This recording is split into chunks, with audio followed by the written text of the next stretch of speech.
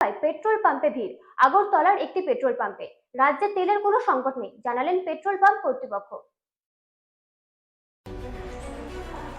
হঠাৎই রাত থেকে বিভিন্ন পেট্রোল পাম্পগুলিতে পেট্রোলের জন্য ভিড় দেখা গেল। তবে ত্রিপুরার রাজধানী আগরতলার একটি পেট্রোল পাম্পের কর্তৃপক্ষ জানিয়েছেন, রাজ্যে তেলের কোনো সংকট নেই।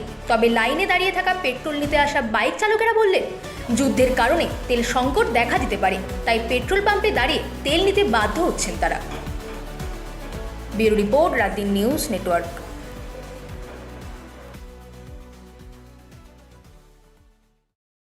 হ্যাঁ,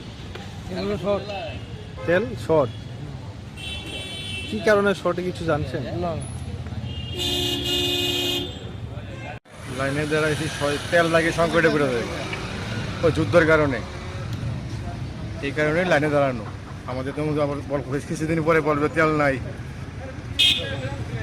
আর কিছু বলার নাই আমার কাছে।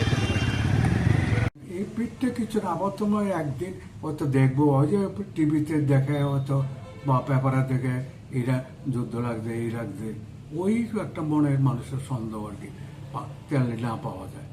কারণ অনেকে তো আগে তো একটা ইয়ে হয়েছে, তো ওই সংকটটা তারা বুঝতেছে। এখনো আমাদের মতে এখনো কোনো সংকটের কোনো কারণ নেই। তো ধর্মটা প্রচুর মজুদ তেল আছে, 3 দিনের আবার আছে মজুদ আছে।